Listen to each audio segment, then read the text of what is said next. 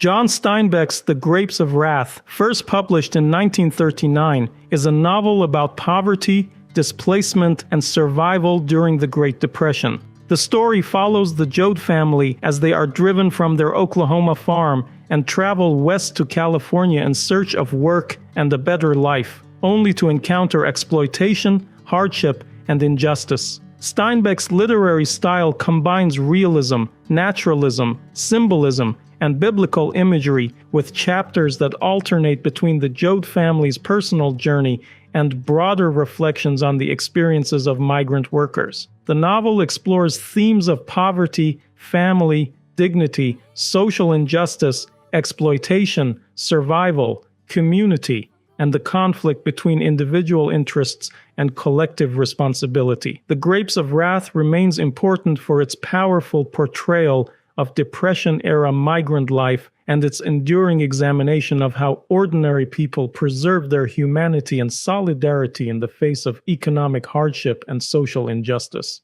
The story starts with the Oklahoma land drying out under a brutal drought. Dust fills the air, settles inside houses, covers the crops, and turns the farmers' lives into a slow disaster. Families watch the men stare at their ruined fields, knowing that survival depends not only on food or money, but on whether the men can remain steady under the weight of loss. Into this ruined country comes Tom Joad, newly released from prison after serving 4 years for manslaughter. He hitches a ride with a truck driver and heads back toward his family's farm. Tom learns that many tenant farmers have already been forced from their land by banks, landowners, and tractors. The land is no longer treated as a home or a living thing. It is treated as property to be cleared for profit. On the road home, Tom meets Jim Casy, the former preacher who once baptized him. Casy no longer preaches in the old way. He has stopped believing in strict divisions between sin and virtue, and now thinks holiness lives in human beings themselves, especially in their shared life together. Casy joins Tom, and the two continue to the Joad farm, only to find it abandoned.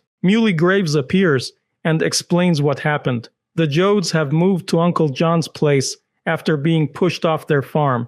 They are working to earn enough money to buy a truck and travel to California, where handbills promise jobs. Muley's own family has already gone west, but he cannot bring himself to leave the land. He wanders like a ghost around the farms that once held whole communities. Tom and Casey reach Uncle John's house and reunite with the Joad family. Ma and Pa are relieved that Tom is out legally on parole, not escaped. The family is preparing for the long journey west. Pa, Ma, Grandma, Grandpa, Uncle John, Noah, Tom, Al, Rose of Sharon, her husband Connie, Ruthie, Winfield, and Casey all plan to go. They sell nearly everything they own for very little money because desperate people cannot bargain. What once held memories now becomes scrap for buyers who know the families have no choice. The Joads load the truck and prepare to leave. But Grandpa suddenly refuses to go. He wants to stay on the land, even though the land no longer belongs to him. The family gives him medicine to make him sleep, lifts him onto the truck, and begins the journey. Their departure is not only a move, it is the breaking of a whole way of life. On Route 66, the Joads join thousands of other displaced families heading west. The highway becomes a moving world of broken cars, camps, hunger, rumors, and fragile hope. They meet the Wilsons, Ivy and Sari, whose car has broken down. When Grandpa becomes gravely ill, the Wilsons offer their tent, and Grandpa dies there. Because they cannot afford a legal burial, the families bury him themselves and continue together. The road teaches them quickly that California may not be the paradise promised by the handbills. At roadside camps, men warn them that too many workers have already gone west and that wages are being driven down by hunger. Still, the Joads continue. Hope may be thin, but turning back offers nothing. Along the way, the family loses more than money. Noah decides to stay by a river and live on fish, quietly separating himself from them. Grandma grows weaker, and Ma holds the family together through sheer will. When they reach the California border, officials stop the truck for inspection. Ma tells them Grandma needs a doctor, and the family is allowed through. Only later does Ma reveal that Grandma was already dead.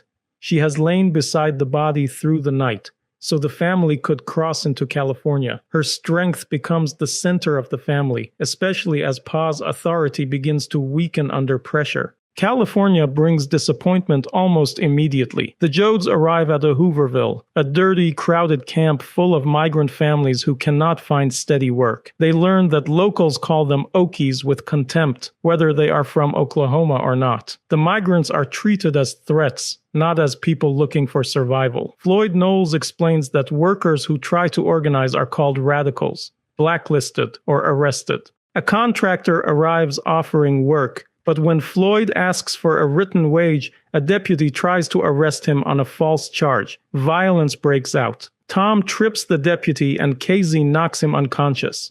Because Tom is on parole and would be in danger if arrested, Casey takes the blame and is taken away. His sacrifice marks the beginning of his deeper commitment to the struggle of the migrants. Local authorities and landowners decide to burn down the migrants' squatter camps to stop the workers from organizing, maintain social control, and prevent them from putting down permanent roots. The Joads leave the camp before it is burned, but the family continues to fracture. Connie, Rose of Sharon's husband, disappears after regretting the move west. Rose of Sharon is devastated, still clinging to dreams of a stable future for herself and her unborn child. The family is turned away from towns by armed men who want to keep migrants out. Ma tells Tom that a different time is coming, but the present is cruel.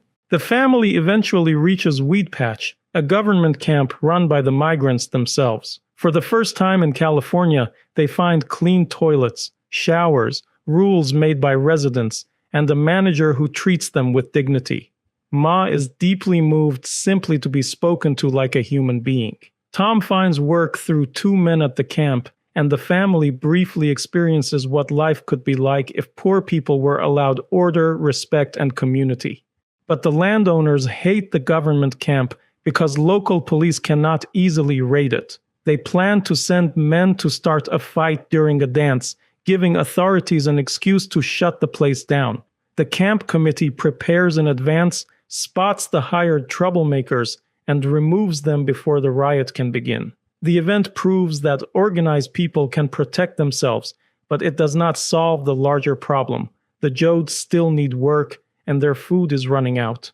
After nearly a month, Ma insists they must leave Weed Patch. The family hears of peach-picking work and follows the promise of wages. When they arrive, they see angry crowds outside the farm and guards at the gate. They are hired as strikebreakers without understanding the situation. The pay is so low that a whole day's work barely buys one meal. That night, Tom investigates the unrest outside the orchard and finds Jim Casy, now a labor organizer. Casey explains that the workers went on strike after wages were cut, and the farm owners brought in desperate families like the Joads to break the strike. Casey has come to believe that one person's suffering is tied to everyone else's, and that people must organize if they want justice. Then police arrive, call Casey a communist, and kill him with a pick handle. Enraged, Tom kills Casey's murderer and escapes with a badly injured face. Tom returns to his family and offers to leave so they will not suffer for hiding him. Ma refuses at first, determined not to let the family break apart further. The Joads leave the peach farm